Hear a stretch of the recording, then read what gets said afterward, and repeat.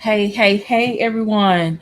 It's your very favorite history teacher. Let me see your transcript. Welcome to my classroom. How are y'all doing this evening on this Tuesday, this terrific Tuesday? I just got through enjoying a very good live from King Kong Crazy. Was talking about the founder of the Heaven's Gate. And after this live, I'm going to go back and watch the rest of the replay. Um, but I had to come over here. I moved the time of my live so that we wouldn't be conflicting. So let me know if this is a good time for me to come on. Is it 8 p.m. Eastern, which is 7 o'clock Central Time, or is it 8:30? I'm sorry, 9:30 Eastern, which is 8:30 Central Time. Okay. All right. How are y'all doing? Please come on in. Please hit the like button. Okay. Come on in. And I'm gonna make a promise not to make this a marathon like I did last night. But I had to cover a lot of things about the sector. So if you didn't get a chance to see that video, please, let me put it in the chat for you. That was my self-care from yesterday. The sector.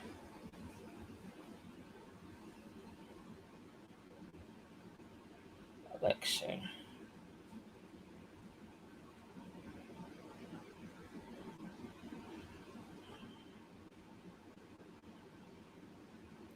Okay. Please also check out my series, uh, Black Music Month and Pride Month. Today's person was the Brat. Yesterday was Tevin Campbell. Okay. Y'all come on in the room. Okay. Also, please subscribe to my second channel where I upload skits, reactions, and things of that nature. I appreciate that.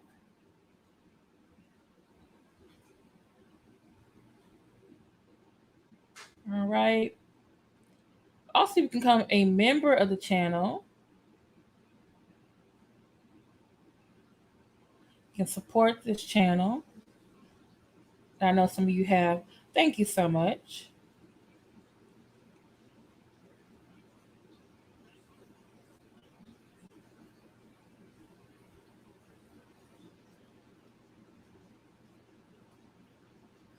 All right. So let's go ahead and get started.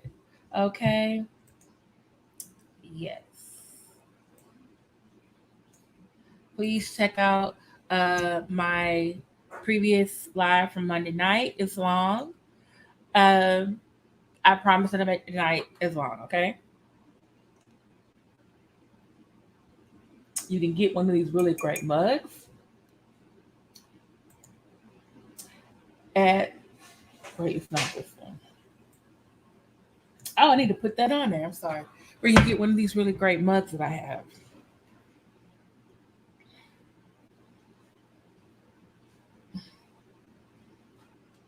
Oh, where is it? Mm-mm-mm-mm-mm. Why did I miss this?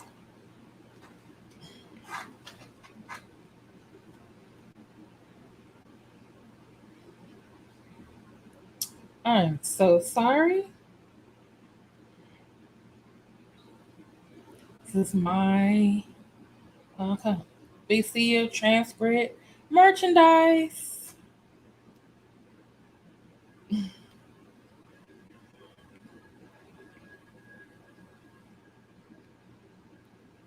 Okay.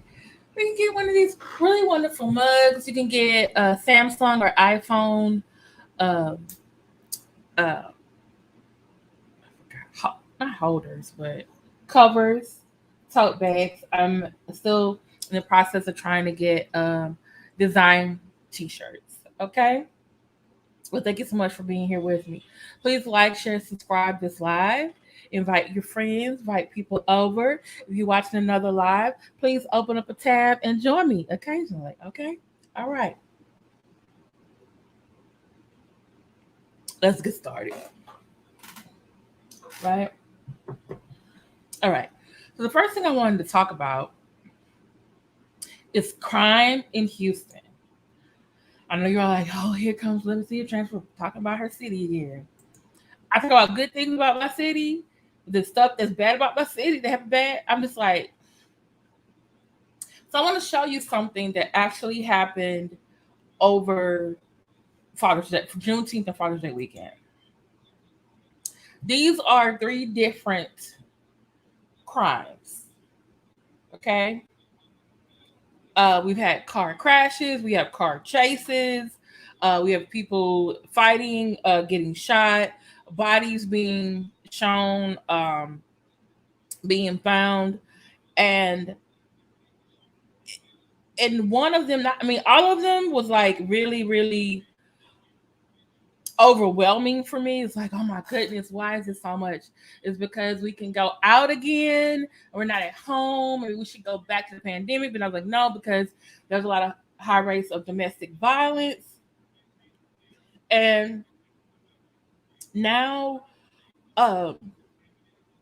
people are out again, and then I'm just like, it makes me scared. But remember, I'm trying to leave my house more, right? But this one case I want to talk to y'all about, that something about it just didn't, it just felt like something wasn't right. I mean, they all weren't right, but they all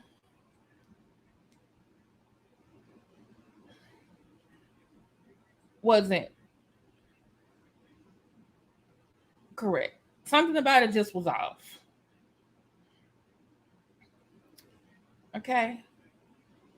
So I'm gonna show you. Take this off. I'm gonna show you. Let's see. And is this the one? Yeah, ABC 13. Okay. All right. Before I show that, let me please put this up here. Hi, this is my disclaimer.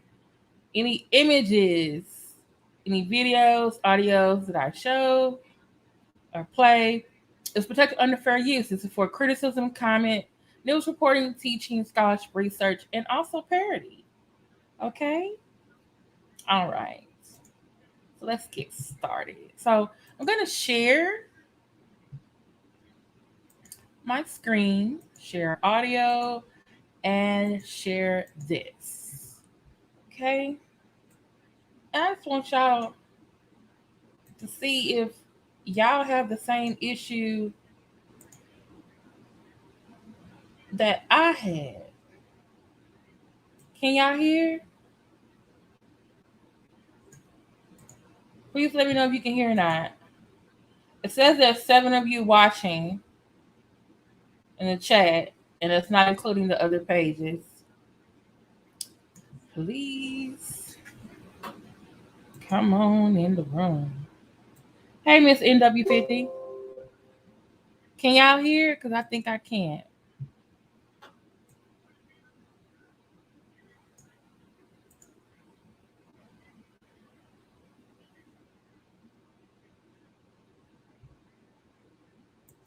Okay.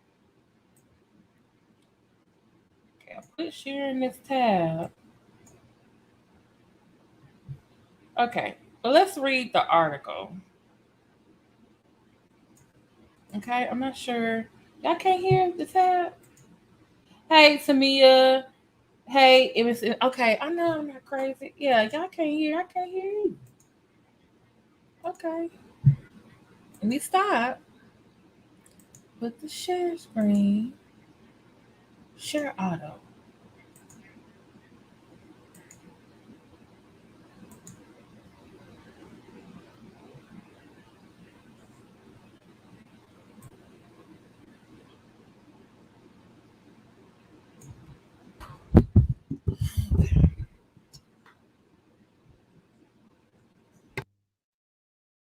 Okay.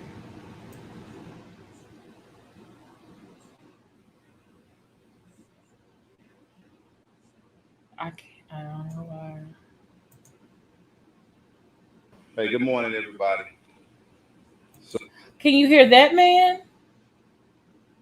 Can y'all hear this video? so Hey, Darryl we're Moore. at Thank you for being here. 2210 West Dallas Street, Can y'all the hear him? Vive apartment complex. So, approximately at 2:20 a.m. this morning, off-duty deputy for Precinct 1. And I'm here with Chief Lofton Harrison and some of my senior team. So, approximately at 2:20 a.m., officers responded to assist the officer call.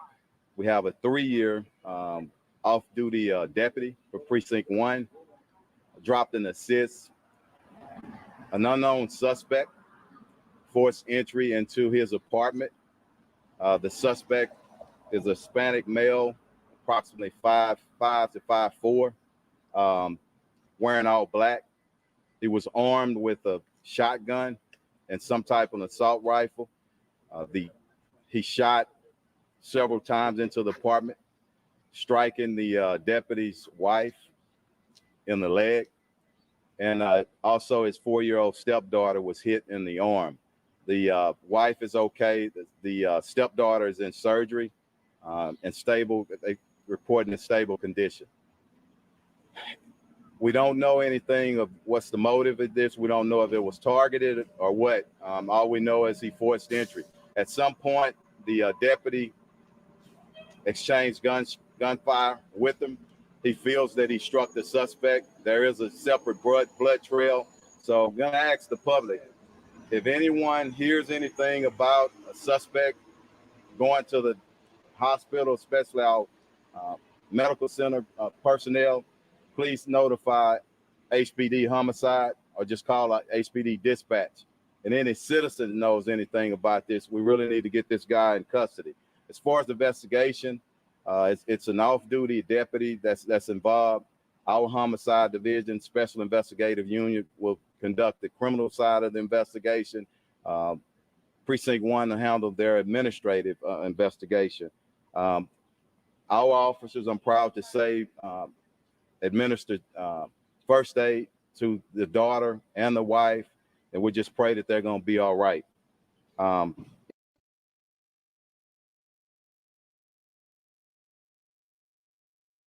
2210 West Dallas Street, the Vive. Okay, y'all. I was talking to Miss Farlow Speaks is also called the New Black, and we were talking about this the other day, and I said there's been some weird things been going on in Houston. A lot of robberies, a lot of things. Um, and so I don't know if you can see right here. It says, let me take this down. I kind of believe so too. I don't know if you can see. It says the suspect, because later on there was a police chase. Okay. It says this is about the man they broke into his house. It says authorities fanned out in the area as they looked for for the man responsible. It wasn't until Sunday afternoon that police got a call about the suspect's whereabouts. Officers located the suspect in the 500 block of West Greens Road near Antoine Drive about 5:40 p.m. SWAT officers were in the middle of serving the suspect a warrant when the incident occurred. Fitness said the suspect fired on officers and drove off, but only made it two blocks before firing on officers again. The suspect then crashed into a tree and fired on the officers a third time. Officers then fired back and struck the suspect multiple times. He was rushed to the hospital in critical condition. Police described the suspect as a 27-year-old Hispanic male. Police said his family was cooperating with police all day, and also know the suspect has a history of mental illness. Okay.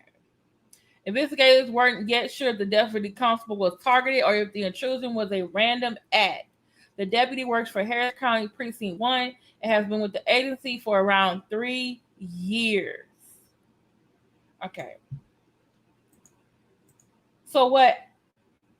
Hey, Theo, Stephanie Collins, Darryl Moore, Miss NWP. Hey, Tamia. Hey, what have you been up to? What have you been up to all your life? Thank you so much for being with me. So this is the issue I had. This is the article right here. It's in the okay, maybe because I watch ID Channel, Oxygen, Lifetime, For My Man, Snapped. Who the bleep did you marry? I also majored in political science. I went to a school for law enforcement criminal justice. I like mysteries. I like crime shows. Law and Order, SVU, Criminal Minds, CSI.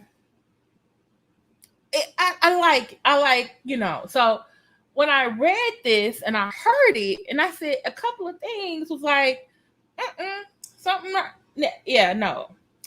So I'm listening to this and I'm like, okay,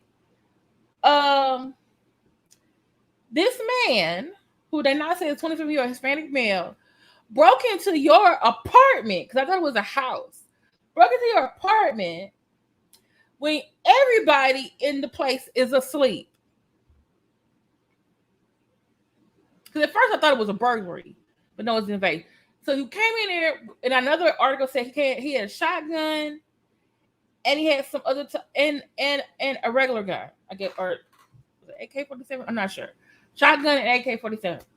So he breaks into this house, and they didn't say he took anything. He didn't steal anything. They said the wife got shot in her leg, and the stepdaughter, got shot in her arm. She's 4. The man in the house is a deputy constable. Why he didn't get shot?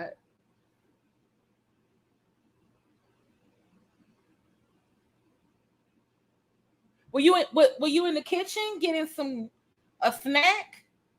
Because I'm thinking you would have saw the intruder first, or while they were getting shot, you went and got your gun and you shot back at him, because there's supposed to be a trail of blood that they got left out too. Hey, Noble Real Show. Hey, Black Anonymous.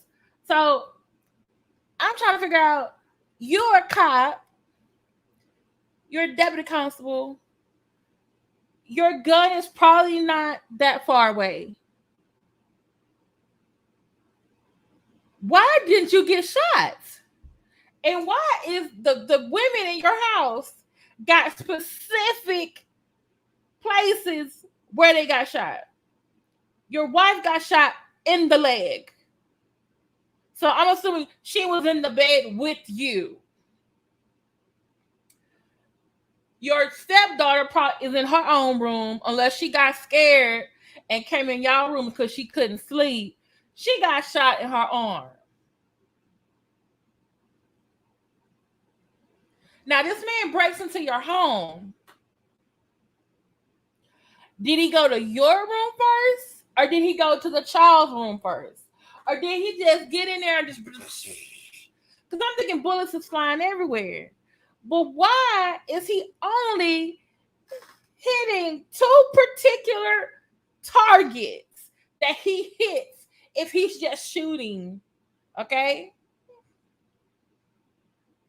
Because maybe the little girl got up and was like, Mama, what's going on? And she got hit. And the daughter's trying to get the little, because she's thinking, like, oh, my daughter, because the husband over here, he got his gun next to him. He's getting the gun. He's like, so then he shoots the guy several times, and the man flees. Because he probably was thinking, like, oh, I don't know. Hey, better yell it. I'm doing good. So I'm trying to figure out something about the story just doesn't sit right with my soul. Right? And then on top of it, the police get a tip of his whereabouts on Sunday at 4:40. And they find him. The man shoots back, gets in his car and drives off. A high-speed chase happens. He hits something, a rat. They're shooting again, and the man has to go to the hospital because he has critical injuries. And I thought to myself, dang, this was wrapped up in a really nice bow. This man came into this house, shot up the place, hit this man's family, and the other law enforcement people find out who it was the next couple of days, and sped to this man, and they shot him up, and now he's in the hospital. He's gonna get arrested if he survives. I'm just like, oh wow, they know this is a nice little bow this case is solved. And I'm just like, wait a minute. Something. Now I know police probably gonna like help their own. Like HPD, the new HPD chief is Troy Skinner. He just got the job. Acevedo left and went to Miami. So Skinner is like, hey, we are doing our side because we're HPD. The man lives in the city. We're doing our investigation. The constable side, the Harris County side, they're gonna do their side because this was one of their own. And they're probably working together, talking to each other like, hey, this is, I'm just trying to figure out, okay, is it because y'all combined your resources and because this was a law enforcement person that y'all did extra duty to find this person and capture? Or was there some other planning involved? Because this was just like, wait a minute. Why did this man come to this man's apartment and shoot him up? How does he know the deputy constable? How does he know this woman? Is the 4-year-old girl his daughter that the deputy's wife is keeping from him? Like, is he like, I just got questions because who called on the suspect to be found at 540? Unless it was a family member who was like, family members come out of your house and they did some stuff. And you're like, I don't want you over here with this stuff. But then someone else wants to let them stay. And then maybe one of them called them. Or because my mind is going there because I watched CSI and Law and Order and Criminal Minds. Okay, I watched a lot of mysteries. I watched Oxygen Lifetime, Snapped for my man. A lot of these crimes involve people that you know. So in my mind, I'm thinking that husband got someone else to come into his house, break into his house, to shoot his wife and stepdaughter in an invasion attempt. Because how they get shot and you ain't got no bullets? Like, what kind of training did they give you down at the Harris County? It must have been some excellent training. You must have been a star student. Then on top of that, this is what I also think. I think because you knew him because you hired him, he probably called you, was like, man, you shot at me like too many times, dude. You said I would come in here and do this and then leave. I want the rest of my money. Probably what he said. I want the rest of my money. It was like, man, where you gonna be at? He probably could have cash strapped him, but you don't want to leave no trails. Like, where I gonna meet you at and get you this cash?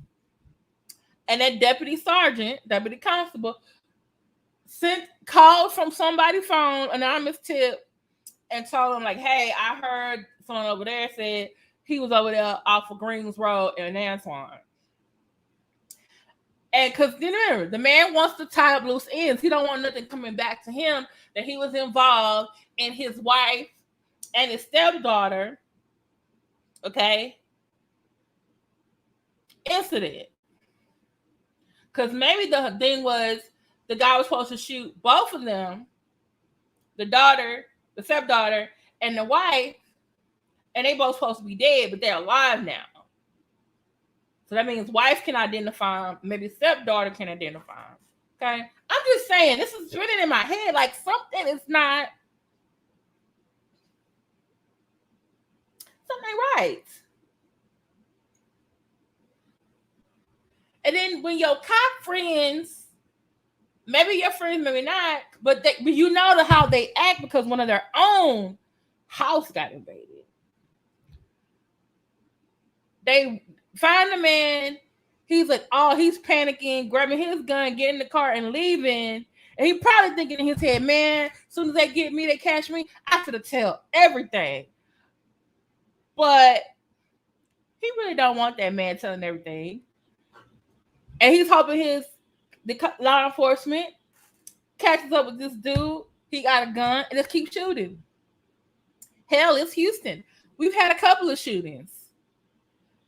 He's a wanted suspect. It could happen. So he gets shot, critical injuries, but he's going to surgery.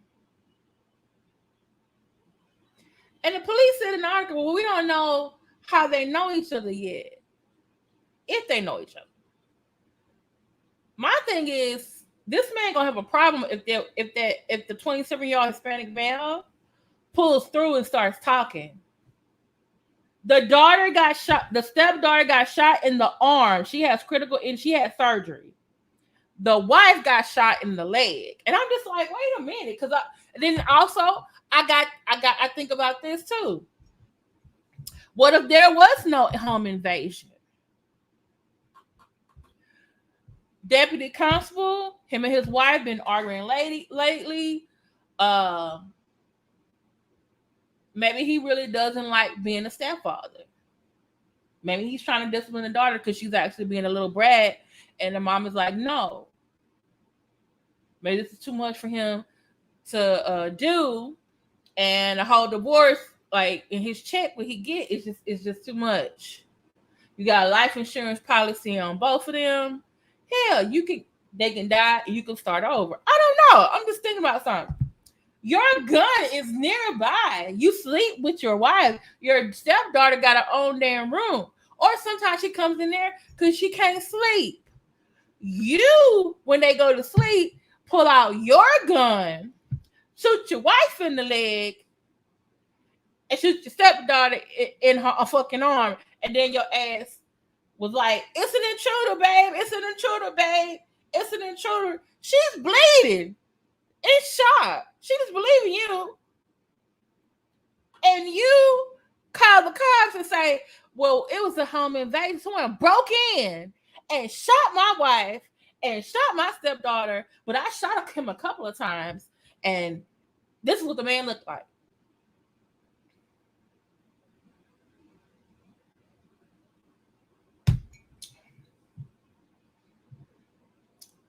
Thank you, Judah Love, for the super sticker. Thank you, thank you, thank you.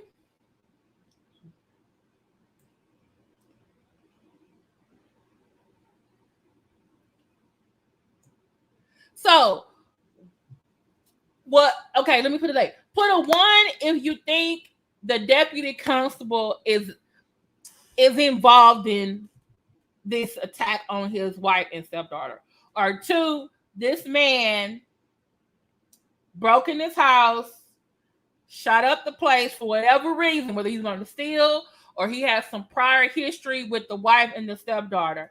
Who do you think is really like involved in this attack? Is it the deputy constable, 1, or 2, is it the suspect?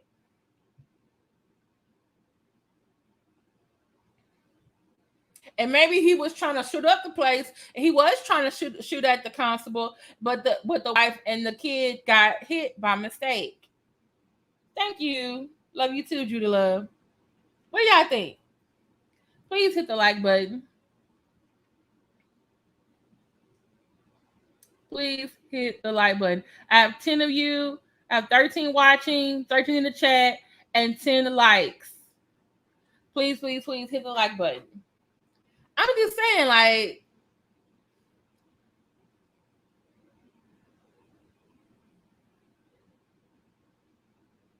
which one? The suspect or the stepdad? I want to know, which one do you think is responsible for this break-in and this home invasion where the wife and the stepdaughter got shot? Is it her deputy constable husband planned this, or was this suspect that came in their house? Because I just feel like this is sounding like an episode of Law and Order or Criminal Minds. I'm coming up with a list of unsubs. I'm saying, like, wait, we looking at the suspect. But what about the dad over here? That's what I'm looking at. Or, okay, this is a little bit far-fetched. What if the wife and the suspect, that was her side dude or her baby daddy, and she want to get back with him? But guess what? She's married to the deputy constable, and this dude works for the police department. It's gonna be hard to get rid of him. But if you come in here in a home invasion and you shoot his ass, because I know where he puts his gun at, then you can take care of it for me. But then the thing is, like, you shot the wife and the stepdaughter, though. That's why I'm just like, I think that husband involved. I'm sorry. No, that warrant was for him, because remember, they got a tip about him, about where he was. So they had to come with the warrant to serve him. Yeah. Y'all think it's just a suspect. I just think something, Renee, hey, me too. Something is a little fishy, like, because I've been looking at all of the news. Unfortunately, it was a very deadly Juneteenth, July, Father's Day weekend. It was a lot of, it was car crashes, there was robberies, there was dead body. It was a lot of stuff. And when I saw this, I was like, wait. I said, of all the shootings and everything that occurred this weekend, this one, y'all really just about solved it? Okay, is it because it's law enforcement involved, or because somebody did some damn good planning? Like, okay, I'm gonna do it over the holiday weekend. They ain't gonna suspect it's me. Like, something is not right. Just something ain't right. I'm gonna give y'all updates on it, because I just feel like this ain't clear cut. Something's going on with this. Something. All right.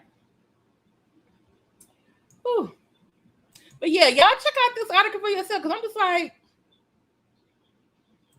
sir, I just have something. If you like my cute little mug, please go buy my let me see your Transfix merchandise on Teespring. You get one of these cute little mugs, and also Samsung or iPhone covers and tote bags. I'm working on the t-shirts. Okay. Okay. If you like what you hear, please hit us with a Cash App. My dog needs to have its part 2 of his heartworm treatment. Thank you so much, Tamia. Thank you. Thanks for the love. Yes, that's what I'm saying. Like, how? Because, okay, someone told on the man, or because you don't want to hide that man, and so you can slip it in there to one of your buddies or something that you know where that man is at.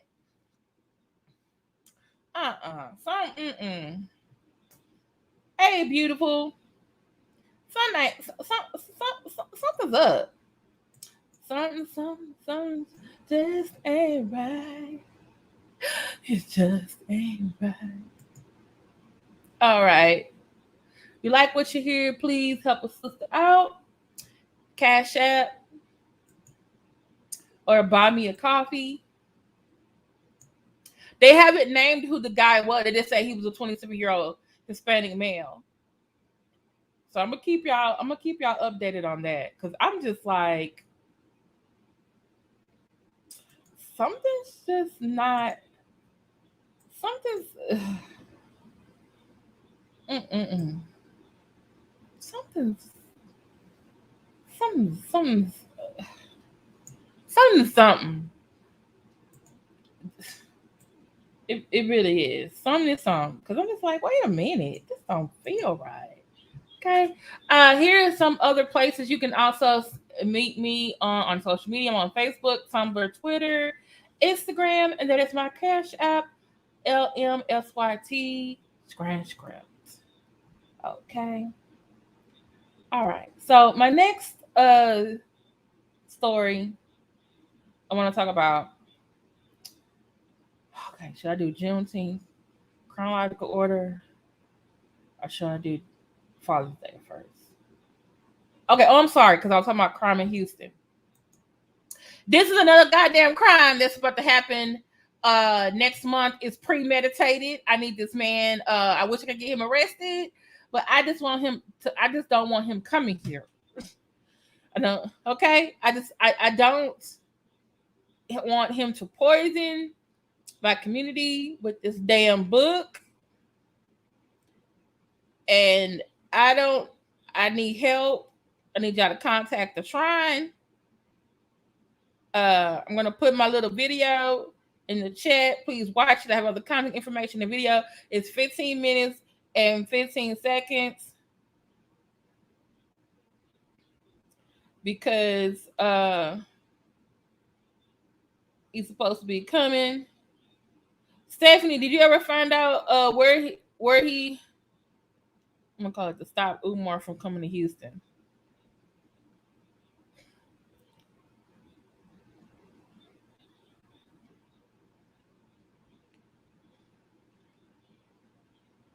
Okay, he's bringing that book, trying to block Madonna. Yeah, Stephanie, the streets talk, but not that fast. Yeah, not that fast. Please, please, please, y'all help me stop this man from coming. Just a crime. It's a crime, y'all. It's a crime. All right. Another crime that I'm going to talk about too. I talked about this last week, but I had to mention this again. I just had to mention this again.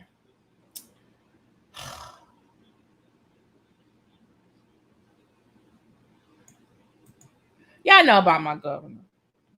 Governor Greg Abbott. AKA Hot Wheels, AKA Ironside.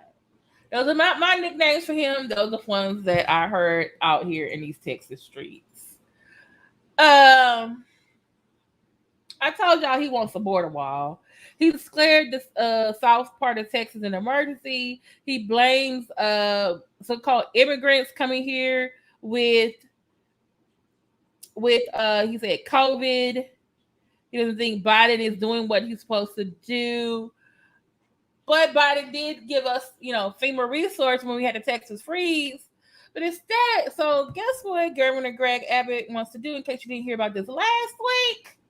This is why I kind of want to push him into traffic. I don't want him to die. I just want him to be a little bit more uncomfortable. Because he's just been signing stuff and doing stuff the last 2 months. It's just been, I'm tired. And to think that the U.S. Catholic bishops, Theo, I don't know.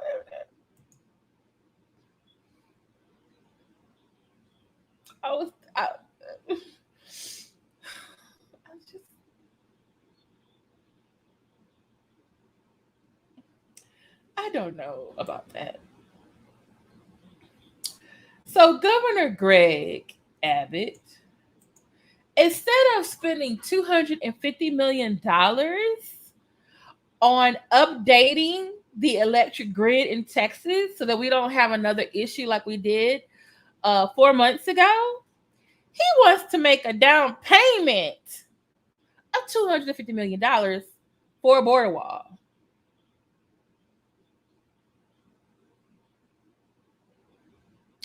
And what gets me is that the U.S.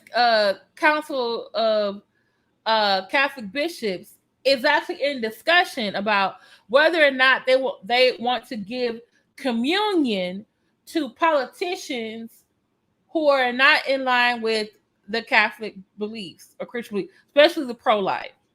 As you know, President Biden is a Catholic. However, he is pro-choice. Also, he supports gay marriage.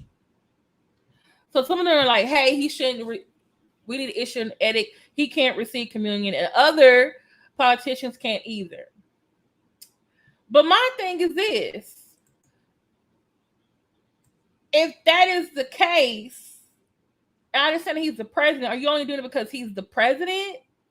Because there are some other politicians like the governor of this state who is definitely doing some things that is not pro-life. And a friend of mine had to remind me that he's Catholic as well.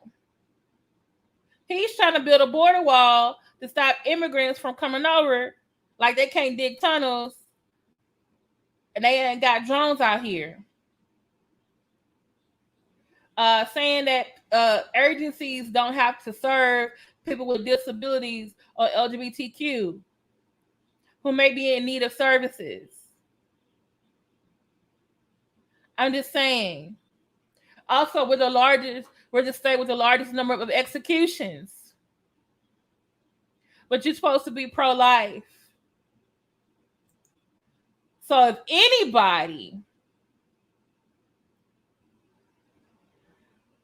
anybody should not get communion, this man, I think, should be on the list. It shouldn't just be about gay marriage or abortion, because there's other ways that you can be acting in opposition to things that are pro-life. By the way, the Catholic Church very much has a whole division that helps immigrants. And you got a governor that is trying to prevent them from getting here, and then wants to build a wall, $250 million wall that could go help to people electric grid, so we don't have people dying like they did in the Texas freeze. Have you signed that ERCOT bill, sir? Like, I feel like your priorities are mixed up. Then you signed that 1836 project because you want people to know more about how great Texas is. They take Texas history in the 4th and 7th grade. I don't think that's where they do it. And then now you want to have pamphlets to people who changed their ID at the DPS office. You want to give them a pamphlet about Texas history. Really? And all I got to do is ask their 4th grader, their 7th grader. Are you going to give more money to the Texas land office so you can preserve Texas historical landmarks? Then, or you offer more resources to the 1836 projects for 4th, 7th grade Texas history? I'm just trying to figure out, what is your point? Then you signed, I think he did sign the bill stopping can't teach race and racism. Guess what, Governor Greg? I'm a highly qualified teacher. They gonna know it when they leave here anyway. It's history. It's social studies. You want me to teach both sides? Okay, I will teach both sides. But they're going to find out which side is the right side when they leave my classroom, because it's called drawing conclusions and inferences. I'm just saying. Ridiculous.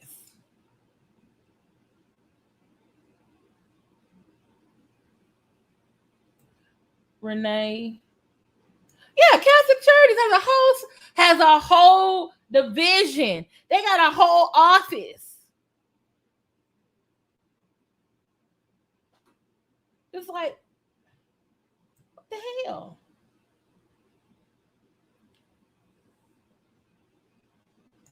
Yeah, like this, it's really confusing. You want me to teach which, by the way, the 1896 part does say teach the contribution of Tejanos and Mexicans. But how am I supposed to do that and not and you done signed a critical race theory? How am I supposed to? It's a contradiction. And by the way, Texas already celebrates Juneteenth. It's a state-paid holiday. So basically, you signed something that we can't even talk about a state-paid holiday. That doesn't make any fucking sense. Like, Lord. And the teachers and the parents literally went to the Texas Congress and spoke in front of the Congress, the Texas Congress, and the board, and said, "Hey, this is a bad idea for this bill. You don't need to make a bill saying you can't teach critical race theory. Most of y'all don't know what it is anyway." Come to Ted fucking Cruz. Don't make no damn. They're making a problem where there shouldn't be a problem. They're trying to scare the white people because they lost at the last election. Like, what the hell?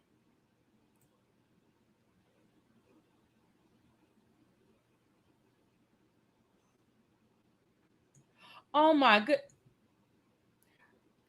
A 10-year-old boy died because they shut the power off on purpose. Because they needed to conserve the grid. A mother woke up to her child being dead because they didn't have heat. But they could afford the heat though. But it got turned off on purpose. 80-something-year-old grandmother. Same thing happened to her. Her family came looking for her because they're like, "Hey, we ain't heard from, Grandma. Ain't he?" Had to go in there and find her frozen to death. But it's the immigrants at the border that's the problem. Then you try to blame them for COVID. Oh, they're not coming in here. They're bringing the COVID. The only people bringing COVID to Texas are the people who are here and don't want to wear a mask or don't get it vaccinated. And you open the state back up talking about pro-life. Whew, Jesus. Help us. That's just a crime. That should be crime in Texas. That's just so sad. All right. So speaking of Juneteenth, now I did make a separate video about Juneteenth. This is the flag. I see a lot of red, black, and green, but this is the correct flag. Now I see certain companies trying to sell folks stuff about Juneteenth. Don't buy from them. Buy from black people who are making black products. Okay. If you need help finding one, let me know, because I know people who make things. Buy black. You want to help on Juneteenth? Celebrate Juneteenth? Buy black on Juneteenth. Either something that's made, a black business, patronize it, a black product, go to a black restaurant. Okay, give some cash out to your black friends, something. Okay, you can't do nothing else. So I'm gonna put my video about Juneteenth, where I really went into detail about how it came about from my perspective, because I am a native Texan. I was also a Texas history teacher. Also, my whole family has been celebrating Juneteenth all my whole life. Okay. Houston has a rich history in celebrating Juneteenth. We have a park here called Emancipation Park. Freedmen ministers pulled their money together and bought a parcel of land. The place where the slaves in Houston were told that they were free. They purchased that land and called it Emancipation Park. Okay. I'm putting my video in here. I also talk about the path to it becoming a federal holiday, because actually the Juneteenth movement actually started in 1994. But a lot of people were like, "Well, oh, they gave us this day." No, it wasn't like they just gave us this day. This has been in the works for decades. It's just that this was the time was right for actually it getting done. Okay. And so I want to mention a couple, and this is, by the way, is the official Juneteenth flag. The reason why there's a star is because the Lone Star State, Texas, were the last ones to know My ancestors were the last ones to know that they were free. Okay. I want to say a couple of things about Juneteenth as a holiday. And I mentioned this before my video, but I'm going to reiterate it. Thank you for coming on in. Please hit the like button. Hey, Darryl. Like I said, General Gordon, Union General Major General Gordon Granger came to Texas June 19th, 1865, lands in Galveston. Okay? Reads an edict that says he is there to enforce the Emancipation Proclamation, which basically said all the slaves in the states that are in rebellion, that means the Confederacy, are hitherto free. The rest of everyone found out January 1st, 1863. However, in some other cases, some slaves imparted in the Confederacy got free. Either one, the slaves ran away in the process because they're like, hey, the people in the blue are fighting the people in the gray who enslaved us. I'm gonna go where the people in the blue are. They ran to the blue side. They ran to the north. They ran to places because they know there's no one here to enforce them being a slave. There were generals who set slaves free once they got to an area. And there are other junior officers who returned slaves to their masters. But quite a number of them set slaves free. There are abolitionists in the Republican Party who was really pushing Lincoln, like, hey, set the slaves free. And he was like, hey, I'm going to do that, but that's not a priority. But I'm waiting until a Union victory because then people will be in a good mood. And then when I issue it, it'll be great. By the way, the Emancipation Proclamation, you got to really think about it as a military order. And think about it like this. If the United States is fighting against the Confederacy, and the Confederacy's total lifestyle is dependent on slavery, in the first sentence of the Confederate States of America Declaration of Independence mentions preserving slavery. How can I undermine the Confederacy and defeat them? Yes, I have more people than them. I have more resources than them. I have better weapons. Don't necessarily have the best generals. But what other way can I undermine them and them not be able to get relief or help? Okay, because some of the soldiers are getting relief and help from plantation owners. The Confederacy is actually passing laws telling slave owners, like, hey, we need your slaves, labor. You're going to have to give us some of them.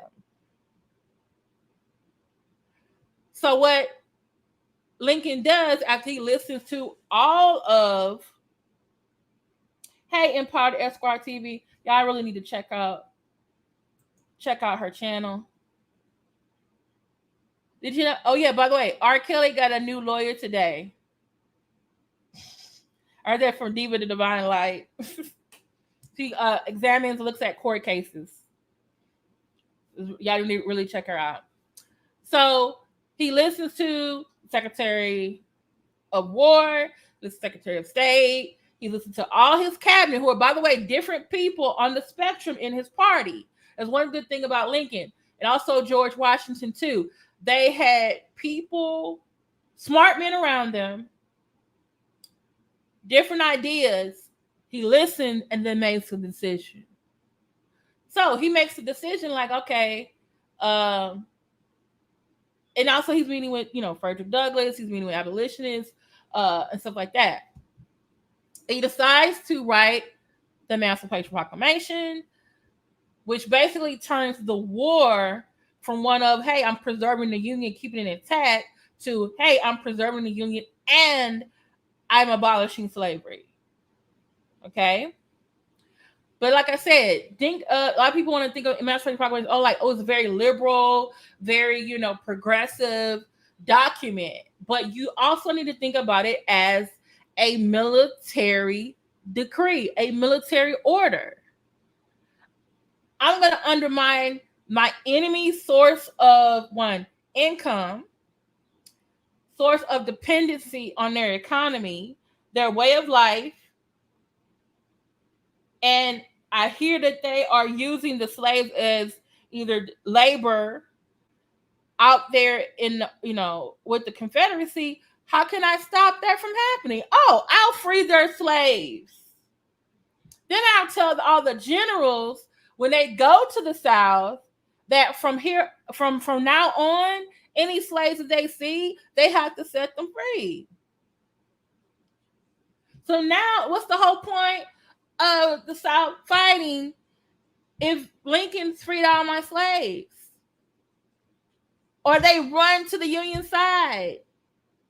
Or some slaves basically become spies. They go to Confederate sides. They hear everything, pretend that they're working, and then at night go tell the Union what happened. It's undermining your economy. And the same thing, and I'm sorry, I kind of like military history. I did take a really good course in there. But I hate what one of the generals that Lincoln actually officially gives. When did hold on, you made a question. When did Union states have to emancipate? Okay, good question. They didn't emancipate any slaves until the passage of the 13th Amendment. If you were in the Union, your slaves stayed slaves. There were only 4 slave states in the Union. Lincoln allowed them to keep their slaves because he wanted their loyalty. And also, those 4 states, their economy was tied to the North more than it was the South. Also, if any of those 4 states, which also included Maryland, were to go to the Confederacy, Washington, D.C. would be in the middle of that, and they would have been trapped. So, like I said, Lincoln is listening to all sides, but the decisions he's making, there's a reason why he's making it. Because some of the abolitionists were not happy with, you're going to leave 4 slave states, let them keep their slaves, because you can't have Washington, D.C. around it. Okay?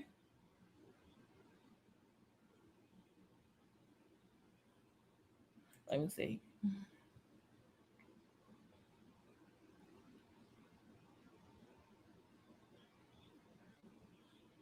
Is that what? But that might have been his justification. Yeah, allegedly, yeah. And by the way, I know people say this or not. Lincoln had racist or prejudiced tendencies against Black people, but he didn't like slavery. But his reason for slavery was he did see, some signs like, this is really cruel. But for most part, he felt like, it's outdated. We wasn't a nation and we don't need to have slavery. And he was actually perfectly fine with keeping slavery where it was. But he just didn't want it to expand. And for Southerners, they hate that. They always wanted to expand slavery. So if you say either abolish or keep us where we are, the South would have been eventually isolated from the rest of the country. Because you would have had, 14, 15 states that were slave and the rest of the country free. They would be outnumbered numerically in the House, and they will always be able to get a president now without the South. That's also why they succeeded, because of Lincoln, because they were scared. If you look at the first 5, if you look at all the presidents before Lincoln, a majority of them were slave owners. Yeah, I actually had a white teacher tell me that. He was like, "Oh yeah, Harriet Beecher Stowe was a racist," and I was like, "What the hell?" I think I had someone else said it too. Said, "Oh yeah, I could tell you." But then when I heard some similar things from a Black professor, I was like, never did notice that. Now she was a true abolitionist. She was from a abolitionist family, reform and everything, and she wanted slavery to stop. But she did have some very prejudiced ideas. If you look at the fact that there is a character named Sambo and Quimbo in her book, I mean, just go read read them characters, and we come back and talk.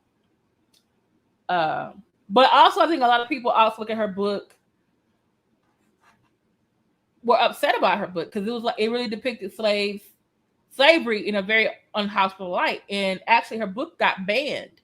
They had book burnings. They passed a law saying any slave found with her book would get lashed. But if most slaves can't read already, then why are y'all? But they even tried to mail their books down south, but the postmaster general was a Southerner, so he wouldn't allow it. Yeah. Okay. So getting back to what I said about Emancipation Proclamation. Oh, by the way, there were places in Louisiana, some Louisiana parishes in West Virginia, I think want to say Florida, that had slaves too, but the Union officers there, like I guess, sent back word back to Lincoln, like, hey, we've worked with the locals and they said they will remain loyal, but can they keep their slaves? And so, like, they were able to keep their slaves. But the majority of the South, who was in the Emancipation Proclamation, they slaves got set free. At the Battle of Vicksburg, Union victory, the Confederacy split in half. So Texas, Arkansas, Louisiana doesn't hear about the Emancipation Proclamation. Plus, the South is behind industrially. There are not enough telegraphs. The only reason the telegraph and also railroads come to the South is because the Union armies brought them with them. So, also, there are Southerners who are leaving the other parts of the South because they know that their slaves are going to be set free. They head to Texas, which is the farthest western place. So when Gordon Granger arrives in June 1965, Lincoln is assassinated. President Johnson is the new president. The passage of the 13th Amendment has been passed. But Texas slaves do not know, and probably a lot of white planters did not know. Well, one, the war is over, and two, the slaves were free. So there was also actually one lasting battle of the Confederacy that happened June 13th at Palmetto Ranch in the southern part of Texas, and the Confederacy actually won, but it didn't mean anything because the war was over. The Union prisoner of war had to tell them, like, hey, the war is over, release from the grant. Lincoln got assassinated. Johnson is the new president. President Johnson, new president. There's no more slavery, by the way. Last battle of the Civil War, Texas. Last slaves be set free, Texas. Okay. Now, yeah, it is. They were behind industrially, and they reinforced that with their sons to only become either lawyers, politicians, or planners. They voted planners into office. They voted against things that would have industrialized the South, and it ended up biting them in the butt. If you're a cash crop society, only dependent on cash crops, you got to send your crops to somewhere else to get manufactured. Yeah. And especially when Egyptian cotton became popular and Southern cotton prices went down. Oh, hell. They was Hey, Nikki Proctor Walden. All right. So, like I said, General Granger lands in Galveston. He issues the edict, or he issues the order. Like, hey, Then he moves from Galveston. He moves to Houston, and he reads it that way. It takes him time to get everywhere. And then plus, some Southerners, planners, wanted the slaves to finish doing the work before they got set free. Because some were like, oh, okay, we set free, we gone. So it wasn't like, for the most part, I guess you said the earliest ones who heard it probably picked up and moved a lot quicker. But in some other cases, they were like forced to do the work before they left, or you can stay and get wages. So, like I said, in Houston, the Freedmen is a part of Houston called Freedmanstown, is where they moved to or stayed. And then from Freedmanstown, the ministers, which one of them is Jack Yates, which is the school is named after him, he and the other ministers pulled their money together and bought some property. And that was where their ancestors were read the military order from General Gordon Granger when he arrived in Houston. And they named that place Emancipation Park. It's still in its existence. So when people like me who are from Houston or from Galveston or from Texas, and we're hearing like, oh, Juneteenth is made a holiday, we're like, oh, okay. The rest of the country is caught up with us, right? And they're like, great. But other places didn't celebrate it because it's not in their history book like it is in ours. Okay? It's not a state-paid holiday like it's in ours. Like a lot of people from Louisiana, when they came here and they were like, oh, Juneteenth, they were like, what's that? But there are people, if they're from here and they go somewhere else, who still celebrate it either as a family tradition or because there are other Texans or Houstonians or they know about it and they're more into African-American history, they celebrate as a community. Because like San Francisco had a celebration, Philadelphia had a celebration, Atlanta had a celebration. Some of those celebrations are going to happen without Juneteenth becoming a holiday. I didn't have no clue Juneteenth was like even on the schedule because I was just like, when I heard it that last week, I was like, whoa, really? So I thought it was going to take like a couple of, whatever. And then Thursday, they were like, oh, President Biden signed it. And I was like, damn. And then everyone was like, some people were happy, and there were other people were like, well, why do we have this as a holiday? We wanted the George Floyd Police Reform Act. And then some people were putting this up. Where is it? And I have to say, criticism of this becoming a holiday versus George Floyd Police Reform Act, I totally agree with your assessment on that, and I totally understand. But at the same time, as we I gave the last video, is that if you're not a person who celebrates Juneteenth, maybe you would feel more like that, or you feel like, oh, those are just some crumbs, or the fact if you don't know the history behind it, and that's the whole point I made in my last video. There's been a Juneteenth movement since 1994. Miss Opal Lee from Fort Worth, Texas, has been doing walks. She's 94 since she was 89, trying to get Juneteenth a federal holiday. We wasn't going to get it the last 4 years. You know that because she started in 2016. Ben Hayes has a whole website. He was devoted to the National Juneteenth organization. So there are people who have been doing things, lobbying, talking to Congress people. There are people behind the scenes. And so when you say, oh, they gave us this holiday, it takes away the agency and the hard work of those people who actually were putting in work. Okay. However, if there are people who are willing to vote for this holiday and not for Juneteenth police reform, it does make you wonder. Like, dang, another holiday? Okay. So this is going to stop us from wanting to... No, we can have both. I'm going to show you how we can have both. Okay. And so when I saw this on Facebook and Instagram, it made me mad because I know for me how Juneteenth, my family celebrates it, my city celebrates it, my state celebrates it, and now it's national. It's like, oh damn, is that what they really think? Or maybe it was meant to make me angry to spark a discussion because we do want a hate crime bill. We want to stop social injustice. We want to stop poverty. We want to stop voter suppression. We want to stop systematic equality. But no, you gave us this instead.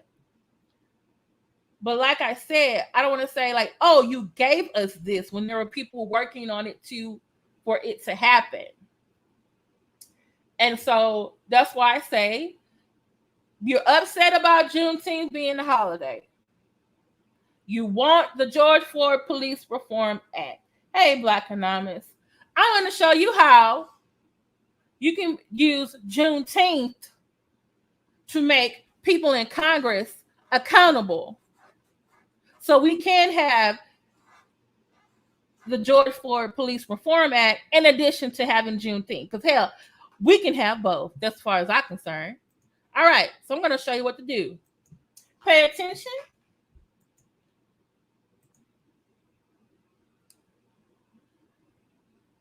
Hold on. Cancel that.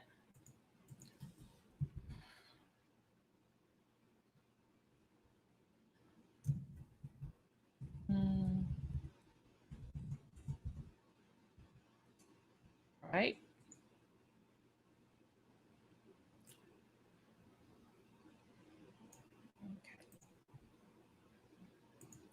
All right. I'm going to share with you. This is what you can do.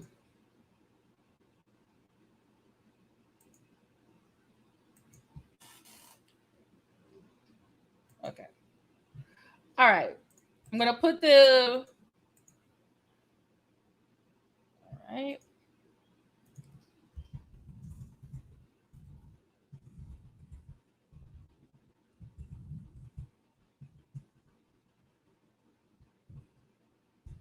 All right. So I'm putting into the chat. It's called Find a Representative. This is a organization. GovTrack.us Congress members. So you're probably saying, well, I don't know what Congress members represent me. So I can, because, First Amendment, you have the right to petition your government, which means you can email, call, visit, tweet, Instagram, and Facebook your representative. And you can ask them questions to make them more accountable for what's going on. Okay? Now, before I get to that, I want to show you something. I'm probably going to do another live about Juneteenth because I found out there were 14 people who voted against the Juneteenth bill. 2 of them from Texas. I feel like they need to turn in their Texas card. That's great, Black Anonymous. Yes. Okay. These 14 individuals voted against the Juneteenth bill. All right. This is just I think this is the representative. There's also another senator named Senator Johnson who voted against the Juneteenth bill too. And guess what? I don't know who it was. Invited him to a Juneteenth event and his ass got booed. He deserved it. Boo! Okay? Someone said, oh, we don't need another paid holiday. It's going to cost this much. Or, oh, we don't, whatever they said, Republicans. Y'all supposed to be the party of Lincoln. Damn. But y'all voted against it. So look up there to see if one of them belongs to you, because you need to tweet them too. Because what I'm going to show you is how to tweet the people who voted for it, who happen to be your representative, or if they were not, or if they are your representative, they didn't vote for it, you can still question them about it. Okay? Also, I found out some Black folks were against it, but they were Black people who are not pro-Black. So I just got, like Candace Owens, Brandon Tatum, those type of people. All right. So just wanted to y'all memorize the names. Okay. So, yay, Black Anonymous. Yay. I know mine too. Great. We got to get some more people on here, though. Yes. You are right. It is more of a priority. But guess what? The Juneteenth bill was introduced back in September. Who was president back in September? So it didn't go nowhere. It got reintroduced, I believe, February.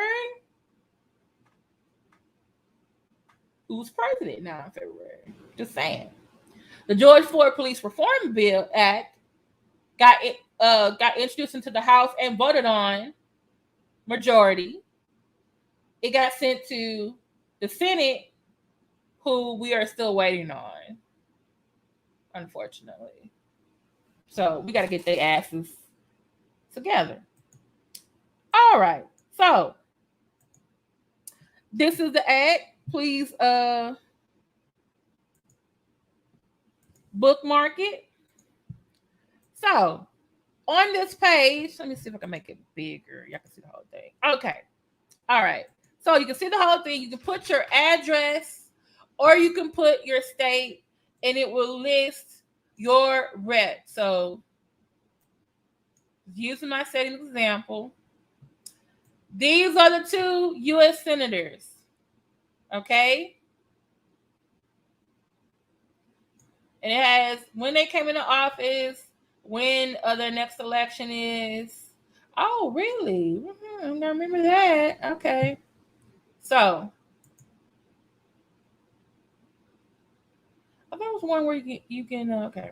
Oh, there's a thing right here. You can list all members of Congress, or you can search former members of Congress. So let's just say, because I don't want to put my address in there because people,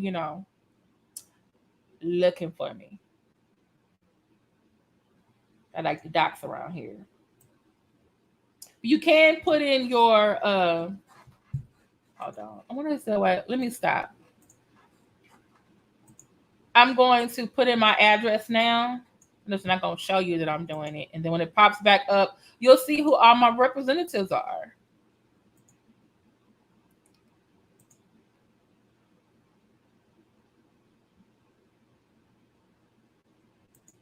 Let's see. Delete that.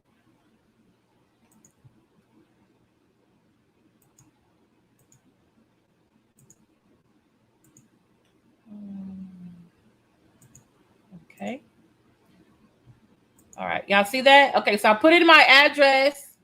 And what it does, it pops up who my representatives are. It tells me who my 2 U.S. senators are. It has a map of where I live. Okay. It also has my representative. Representative Al Green from the side of town that I live on. Okay. The other side of town is Sheila Jackson Lee. He has the official website. He has a phone number. So that means I can also tweet him, Instagram him, and everything. All right. Senator Cruz, exact as well. Now I want to show you something. Hold on.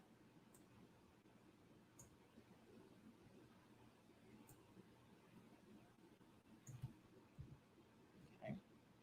If you click on, for example, I'm going to click on where it says official website of John Cornyn.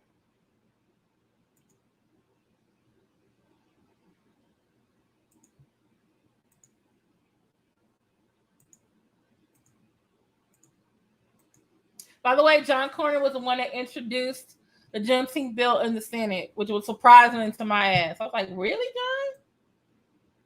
John? Okay. But here he is, damn border, get on my damn nerves. Okay. So this is John. I clicked on John's website, and it has on here his about, his issue, his new, and it has this thing called contact. Okay. Contact. Okay. He has his office in DC, his other offices in the state of Texas, discuss an issue, help with a federal agency, request the flag. Okay. Says contact Senator Cornyn. I'm actually, one time I did petition him. And so now I get, emails and stuff from him. Even though I don't like him, but I just want to know what the fuck he's doing, All right. So right here, he also has Facebook, Flickr, Instagram, and YouTube. Okay. But I know John is on Twitter, right? Because I've seen him on there. Because I follow him. I want to know what the hell he's doing. Okay. So you can contact him with the same, and your representative will have a similar format. Okay. They always have either the office in Washington, D.C., their office in the state or your community, a way to contact them. You can actually request to meet with them when they're in town. Okay. Here you got discussion issue, and then the discussion issue, depending on what you want it to be on.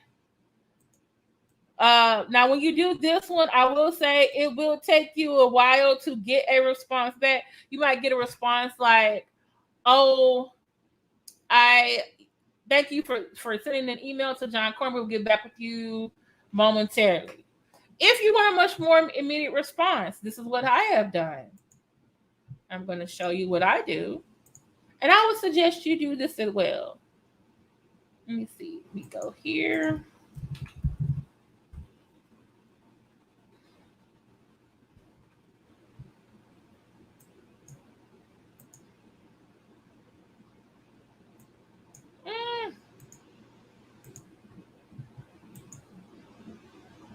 What the heck is saying you don't know my thing? What? Dang it. I know what my password is.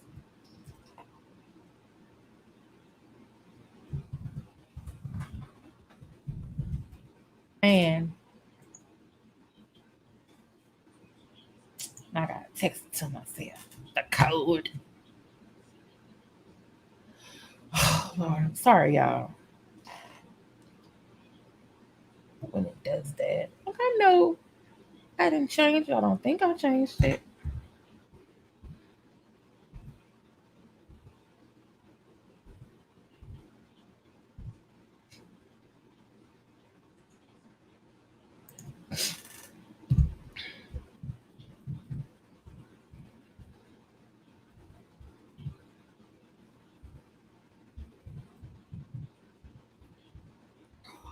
Freaking passwords. Yes.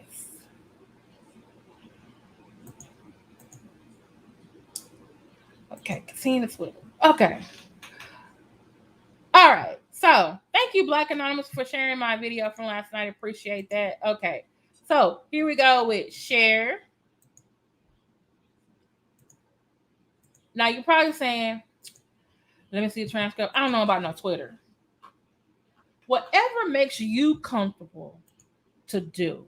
You want to do the form letter from their website. If you want to send them something on Facebook, you want to send them a message on Instagram. Heck, you want to call the office and say, I want to schedule a meeting. Do it. Okay? Do it. Hell, people the other day was trying to do something for climate change. They went to Senator Ted Cruz's house and had to sit there on his lawn. They went to jail, but they out now. They good. They did it to make a point. Right? So here you see my Twitter that I'm on. So I'm going to search for Senator John. Hold on. Cornyn. Hold on.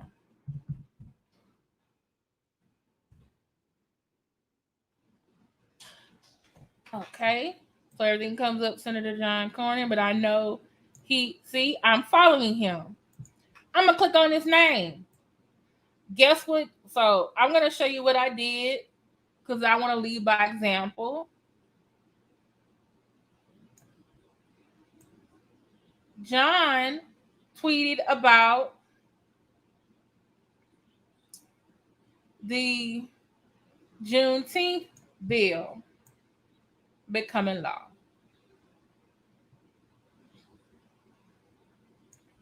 Dang it.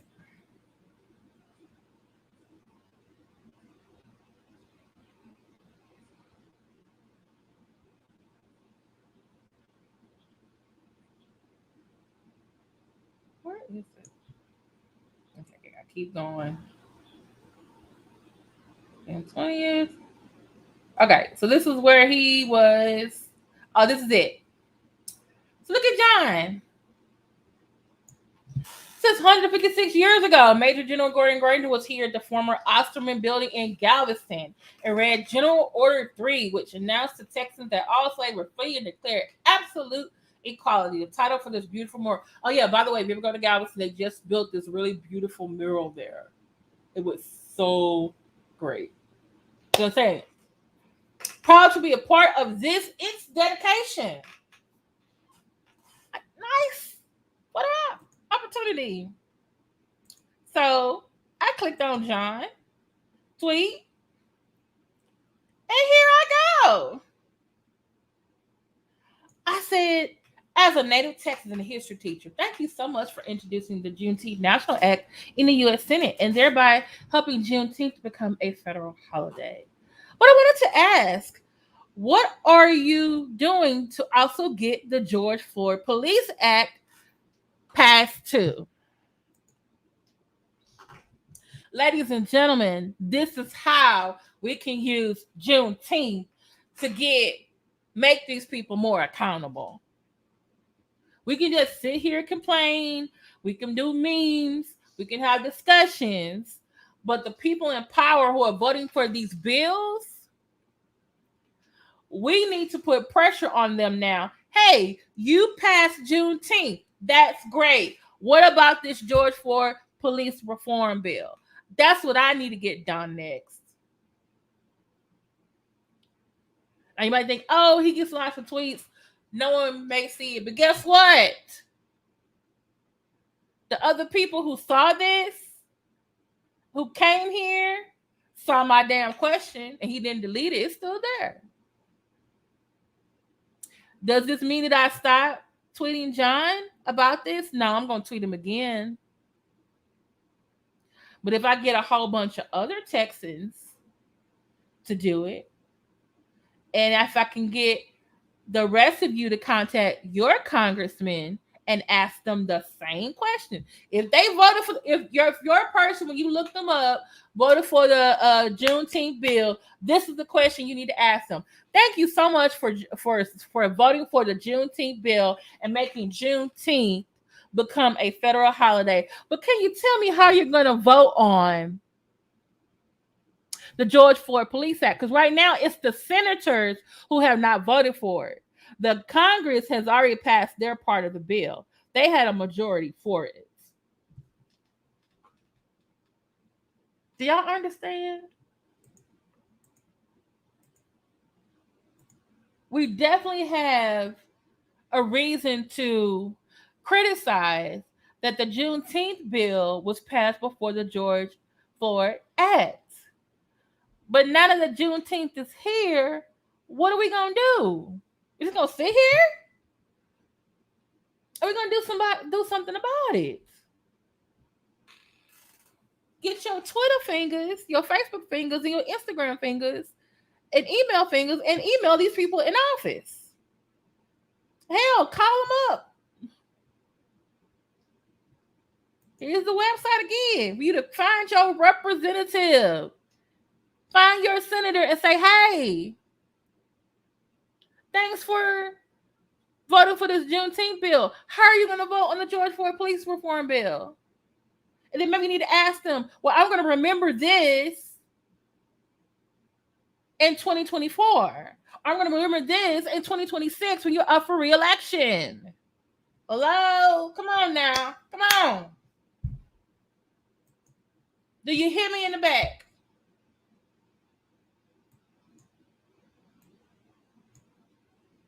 Do you hear what I'm saying? Do you understand? Okay. Yeah. I know it sounded preacherish, but I'm just trying to get you there. Are we just gonna complain that they gave us something, or are we gonna do something that we're demanding to have happen? We're just gonna sit back and complain again. I'm saying. Think about it, marinate on it. Matter of fact, I need to teach Ted Cruz too. I need to see how many senators vote against this bill too, and for it. So, thank you. We should all subscribe to Be Black Anonymous. Yes. Gotta stick it to the man. We want the George Floyd Police Reform Act now. If not 2024, 2026, we finna get somebody new. Okay? We finna get somebody new. Now, Darren Moore, are you still here? Because I wanted to ask you if you wouldn't mind coming up, because this next part is gonna be okay. Before I get to the next part, I want y'all to see, in case you're like, hey, I don't even know what is on the George Floyd Police Reform Act. Okay, I'm here to inform you because I don't want nobody leaving here without the information. This is the George Floyd Justice in Policing Act. Bans chokeholds. Remember Eric Garner?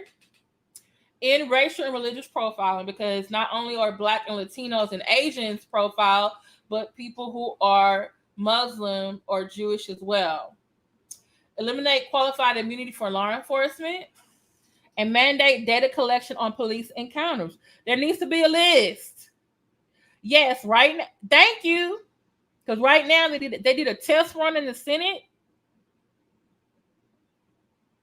and there are some who his name Joe Munchin or Joe something. He said he was going to vote for senator. He was going to vote for it, but I think they still need some more senators to vote for it. And I'm just like, wait a minute, who's not doing this? And it's like, y'all really pissed off about this damn election.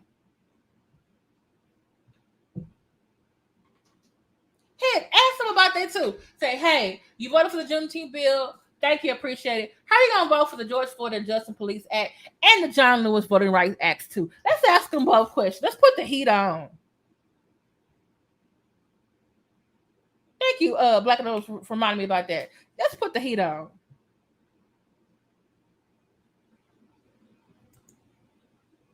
What the one and say, it's time. It's time to make that change. We are the people. We can do it. It's time. Time to make that change. We are the people. We can do it. Okay. Okay. The next thing I want to talk about this.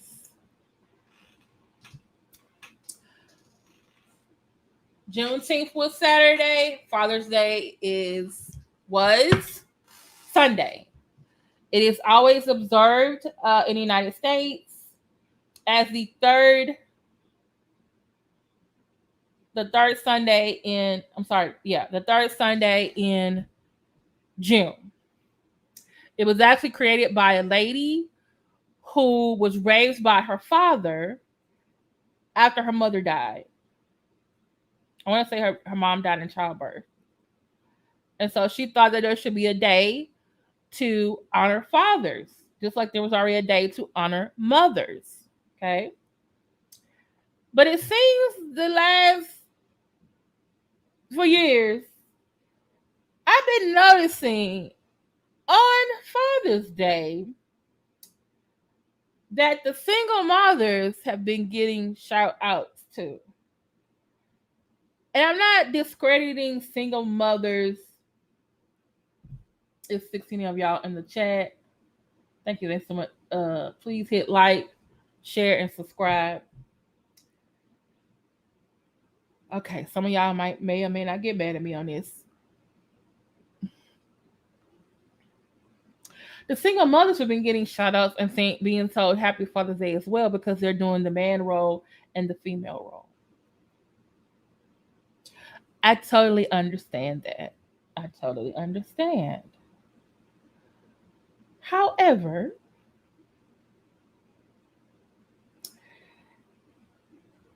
single mothers were already recognized on Mother's Day because they are mothers. Right? Okay. Now, for a while there, to be fair, there were a couple of years where I even said Happy Mothers to all the mothers, grandmothers, aunties, and everything, and Happy Mother's Day to all the single dads who are raising their children.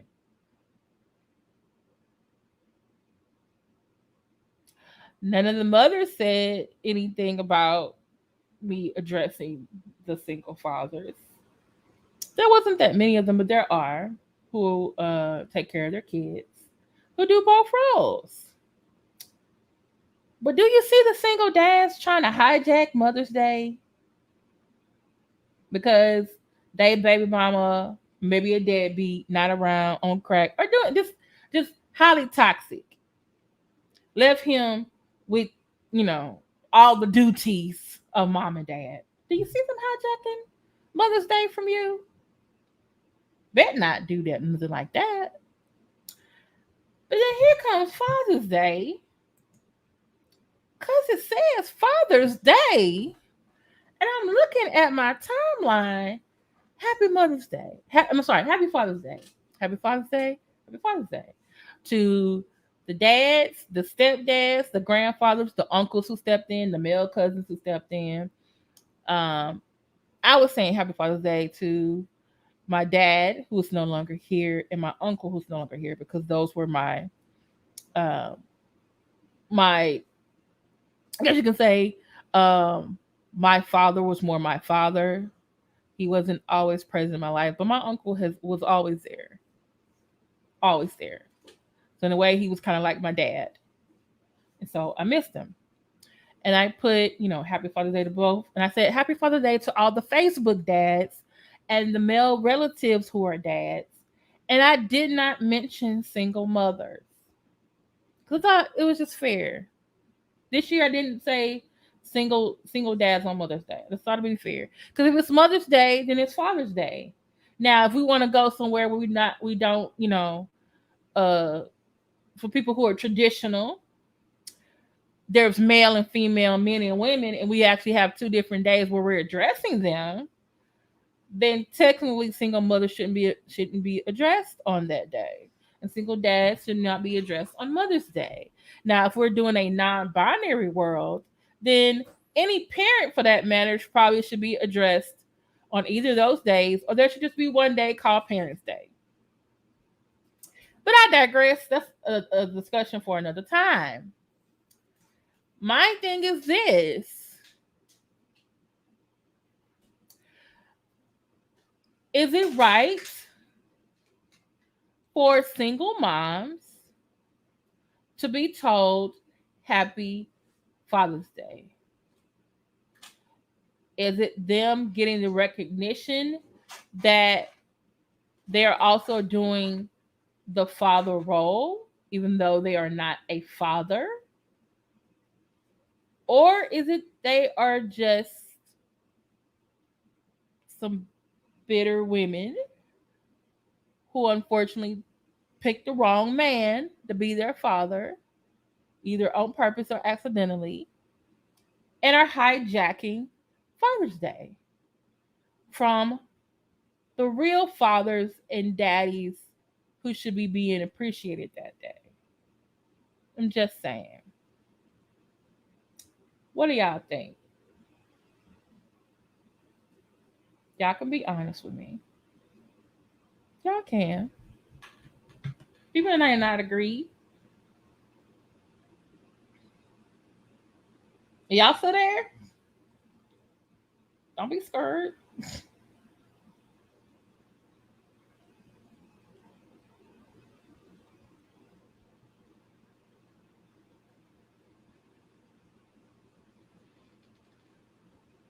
Is Darryl still here? I want to send him the link. I wanted him, if you can, talk about it. Talk about Father's Day.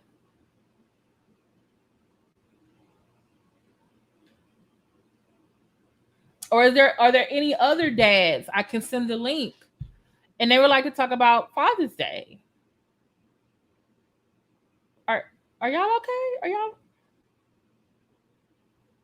You want me to take You want me to take the picture down? Is that what it is?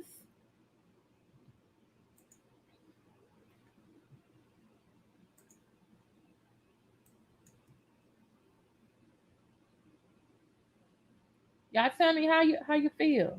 Renee is laughing. No, seriously, tell me, what do y'all think? I'm asking a real question. Should single mothers be acknowledged on Father's Day? Or are they hijacking Father's Day?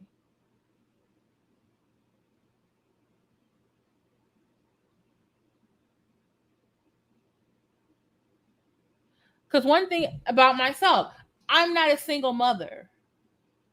I'm also not a single father.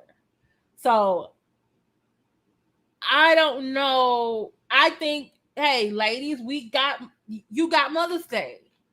And y'all always have better presents than the dads anyway on Mother's Day. Now you gotta have Father's Day part two. Or you gotta have Mother's Day part two on Father's Day. And then can some of y'all stop getting mad at your kid for wanting to send the dad something for on Father's Day? Like, damn, he divorced you, not the kid. But that's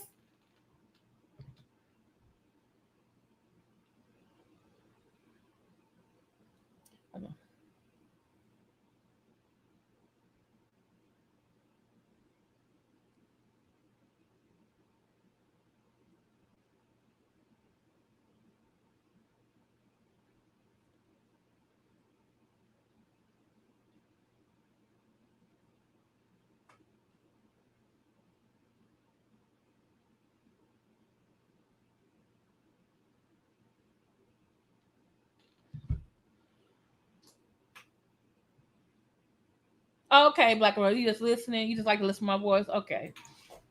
I think single moms need their own day until then they are playing dad too.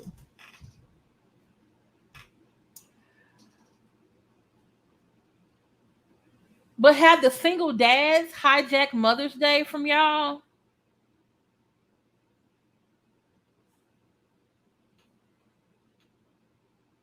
That's all I got to say.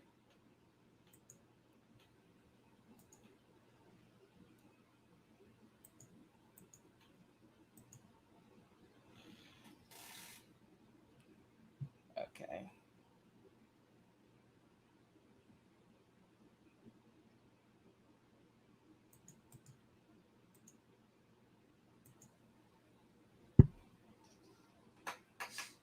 Okay.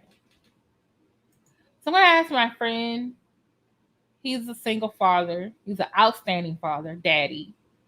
Um, and he made a post that really like he made it really like affected me because I was like, I never thought about it like that. Wait. You said should the sing? Yeah, I'm just feel like, what do you mean by no? And so he had posted this. It says Father's Day, not single Mother's Day. We don't take away from Mother's Day by giving all single fathers credit for doing it on their own. We don't use the day to call out our deadbeat baby mamas. We let the real mothers have what was meant to be their day with respect. Please do the same for us. Sincerely, fathers everywhere. And I was like, you know what? They make it. That's a good ass point. The single dads are too busy to hijack anything. But the single mothers are not. They're not that busy. Because they hijacking it. There's probably more single mothers than there more or single dads. So I just feel like this. Also, this is another post that I saw. It said, are single mothers really single mothers, or are they just mothers who happen to be single?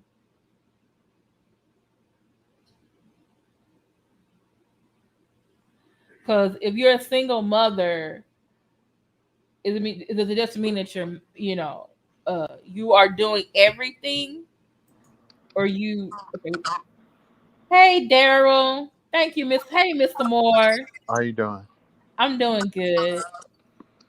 Um, you said I've been almost 3 hours. It's almost two, but I understand you trying to tell me about time. I know, but Mm-hmm. since last night I was on here 4 hours, Mm-hmm. telling people not to do marathons, and I did a mini marathon. But I wanted to ask you because you made some interesting posts about how you feel about single mothers and Father's Day, and I wanted you because you're a father and you're a very good father, and I Thank want them to hear from you. you. About What do you think about single mothers? Should single mothers be acknowledged on Father's Day, or are they hijacking the holiday? Nope. And You can you don't. tell us why? You don't see men doing it on Mother's Day. If you're a parent, you're a single parent. You're a single parent. A woman out here claiming. I see women all the time. They get mad. Well, I'm doing the job of both. Well, that's what you say. That's okay. But you still a single parent. You still a single mother. You're not a father. Father's Day for fathers. Mother's Day for mothers. Um, it's just a bunch of bullshit. And I don't. I'm trying to choose my words real nice. Mm-hmm. But it comes off as being bitter. It comes off as being very damn bitter. Oh, I'm doing the job. Excuse me. I'm doing the job of both, and I'm mother and father. You really are projecting the anger that you have on your child's father out into the world. You chose to be with this guy. You chose to have kids by this guy, or a kid or kids by this guy, and because he's not in the child's life for whatever reason. And see, we don't know the reason why that father's not there. He might not be there because you denying him access. We don't know. All we hear is your side. Oh, he ain't no good. He ain't really. And then you find out years later that he been trying to get access to his child all along, and for whatever reason, you've been running interference, but you want to portray him in the public eye as being a bad father. Now there's some dudes that just ain't shit, but you should have known that before you laid down with the dude that he wasn't shit. If he already had kids and you saw that he wasn't doing nothing for them, what makes you think all of a sudden because he got a baby by you that he gonna suddenly have a come to Jesus moment? You should have thought of all of that. Now, true enough, some people they don't present their authentic selves until you done been with them for a while and got kids with them. That happens. Everybody makes mistakes. But to come out here and to just say, "Oh, I'm the single mother and the father, and I'm doing it all by myself." Yeah, we know you're doing it by yourself. It's men that do it by themselves too, for whatever reason. But they shouldn't be out here on Mother's Day talking about, "Oh, I'm the mother and the father." No, you're the single dad. That's what you are. Mother's Day is for mothers, Father's Day is for fathers. If you can't rock with that, just don't celebrate none of it. Just chill. Just go somewhere. But I hear this male bashing and oh, I'm doing it all because the man ain't here. Okay, you mad at the daddy. Be mad at the daddy. But all the other men that are out here that's in their kids' lives doing what they do, you shitting on us. And that's how I feel about it. You shitting on us. And when I see people like that on my timeline on Facebook and other places, I delete their ass. Because I'm like, I don't need that energy. I don't need your negative, angry ass around me. I lost a Facebook friend today because she said, I thought we got past this bullshit 2-3 years ago. I said, no, because you keep posting that you the mom and the dad every year because you mad at the little boy's father because for whatever reason y'all ain't work out. And you salty about it. And you still out here salty about it. And you don't think that your son gonna see that? What does that put in your son's head? Because I can only imagine what she says in that house about his dad when he's not there to defend himself. Because there's two sides to every story. Sorry, I didn't mean to get on my soapbox. That just gets some this plug. No, and I asked you because I know you are a dad. You're a good dad, and I just feel like what you posted versus what other people were posting about fathers. Because I did see some of the people like, "Oh, happy Mother's Day to the single mothers too," and I was like, I don't see too many single dads getting happy Mother's Day. You won't see that bullshit. Well, actually, but I have seen some posts. I don't see, but they're not posting it as much as the single mothers are on Father's Day. And I'm just like, are you trying to do single mother? Are you trying to do Mother's Day part 2? Because this is a dad's day. That's pretty much it. So I just think it's to be fair, Let them stay mad away from me. That's what I say.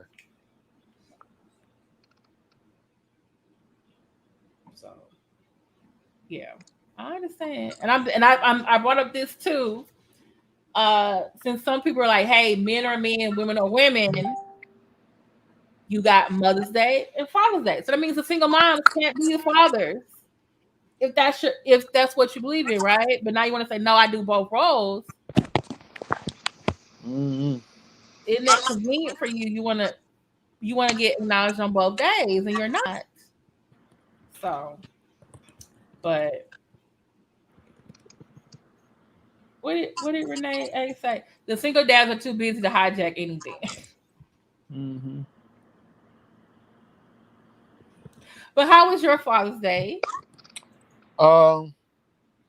It was tough emotionally, but Mm-hmm. I worked my way through it. My kids kept me active and doing things, and my youngest Mm-hmm. son and I, we went fishing. So I worked my way through it. I was just glad it was over. Yeah. The same thing for me.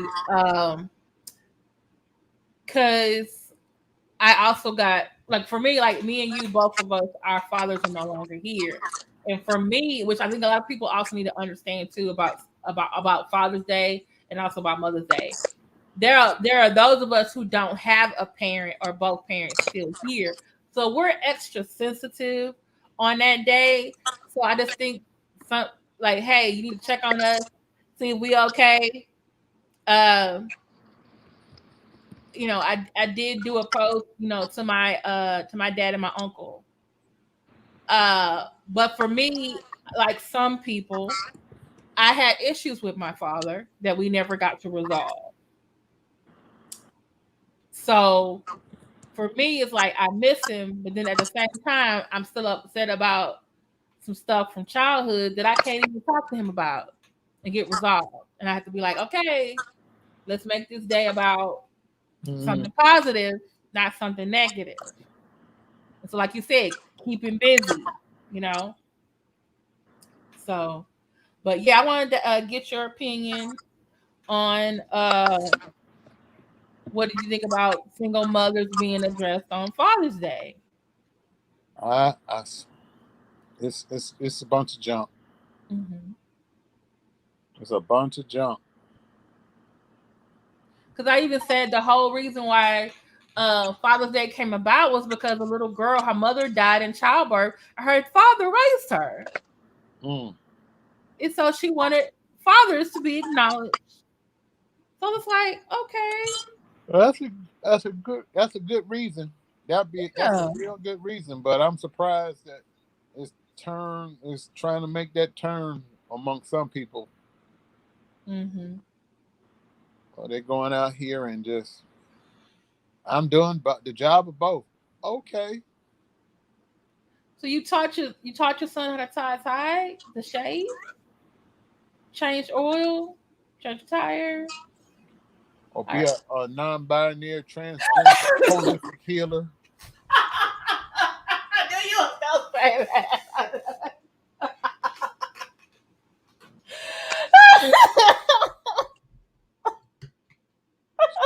Yeah, crazy asses out here. I would say in their case, they actually can celebrate both Mother's Day.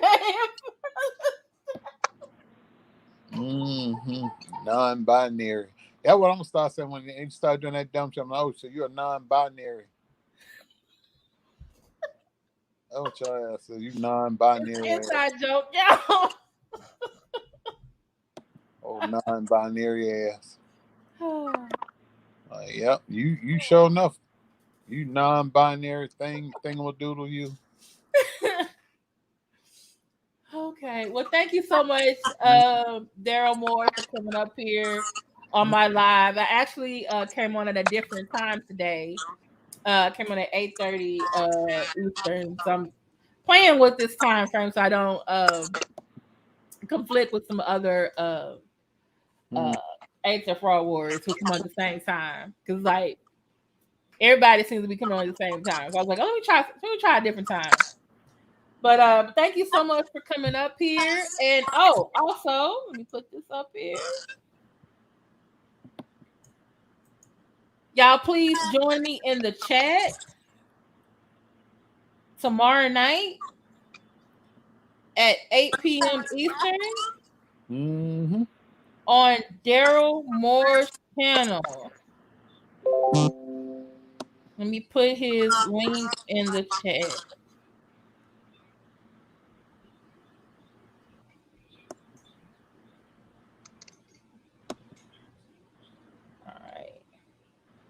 Here y'all go.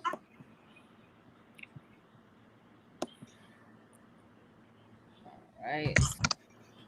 Let me also put it.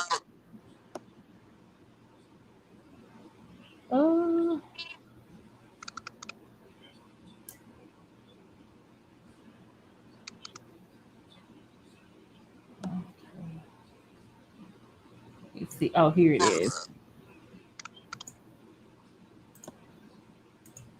All right. Here is all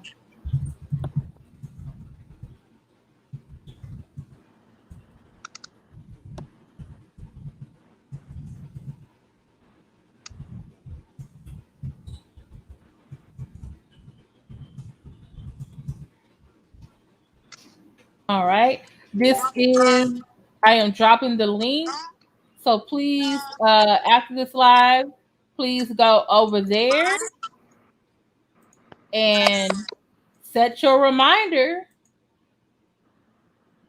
Okay. Darryl Moore will be talking, issuing an apology to the 3 accusers of Larry Reed. If most of you should know, I'm helping Darryl because I believe in helping victims. And Larry Reed, to me, is the other side of the coin of Umar Johnson. They're both predators. They mean the Black community no good. And Larry Reed used his position as a minister, a pastor, a so-called gospel artist to prey on teenage boys in his congregation years ago.